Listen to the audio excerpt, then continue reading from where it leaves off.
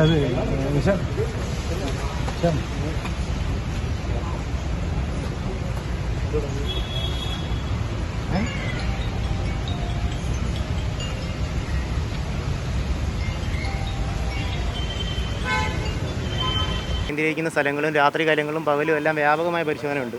അതിൻ്റെ ഭാഗമായിട്ട് ഞങ്ങൾ രാവിലെ തൊട്ട് പരിശോധന ഉണ്ടായിരുന്നു. അപ്പോൾ ഈ സമയത്ത് പെട്രോളും ചെയ്ത് വരുമ്പോൾ കിട്ടിയ ഒരു ഇൻഫർമേഷനാണ് ഇതിൻ്റെ സമീപത്ത് ബുള്ളറ്റിൽ MDMA കച്ചവടം നടക്കുന്നുണ്ടോ എന്നുള്ളത്. ആ രീതിയിലാണ് നമ്മളിവിടെ വന്ന് നോക്കിയത്. ഇപ്പം ബുള്ളറ്റിനകത്ത് ഉണ്ടായിരുന്നു. മാത്രമല്ല ഇവൻ നേരത്തെ നമ്മളെ കേസിലെ പ്രതിയാണ്. ഒരു 3 മാസം അകത്ത് കിടന്ന ഒരു പ്രതിയാണ്. ജൂണിൽ കണ്ട് പുറത്തിറങ്ങിയതേ ഉള്ളൂ. അപ്പോൾ അവനെ കണ്ടപ്പോഴേ നമുക്ക് ഏകദേശം ഒരു കേസ് ഉറപ്പിച്ചായിരുന്നു. പിന്നെ നോക്കി കിട്ടിയപ്പോഴാണ് ഇങ്ങനൊരു കേസ് കണ്ടെത്തിയത്. MDMA ആണ്. ഏതാണ്ട് ഒരു 11 ഗ്രാമോളം 12 ഗ്രാമോളം MDMA ഉണ്ട്. പിന്നെ കൂടെയുള്ള പ്രതിയെക്കുറിച്ച് കൂടുതൽ അന്വേഷണം നടത്തുകയാണ്. അതിന് നിലവിൽ കേസൊന്നും ഇല്ല എന്നാണ് പ്രാഥമിക അന്വേഷണത്തിൽ അറിയാൻ കഴിഞ്ഞത്. കൂടുതൽ അന്വേഷണമുണ്ട്. മൊബൈലൊക്കെ ഫോറൻസിക് വിട്ട് കൂടുതൽ അന്വേഷണം നടത്തുന്നതാണ്. ഇവിടെ നേരത്തെയും കേസുകളുള്ള ഏരിയയാണ്.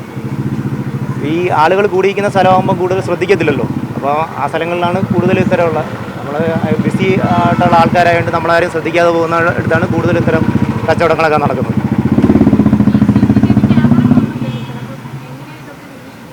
ക്യാമറ എക്സൈസിൻ്റെ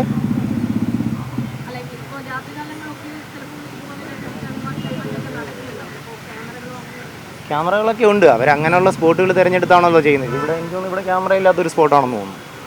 ഇത് ഇടവഴിയല്ലേ, അങ്ങനെയുള്ള സ്ഥലങ്ങളായിരിക്കും കൂടുതലും അവർ ഓപ്റ്റ് ചെയ്യുന്നത്. എന്തോ 2 പേരും തിരുവനന്തപുരം, മംഗലാപുരം കാര്യം, ഒരു വട്ടിയൂർക്കാവും.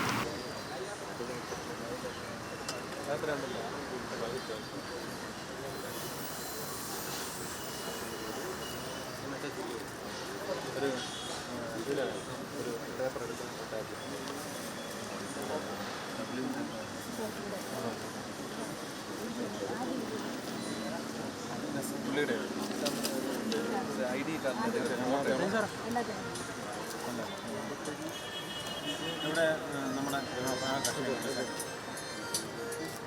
എങ്കിലെ സ്പോട്ടിൽ നിൽക്കുകയാണ്. Bus stand bus stand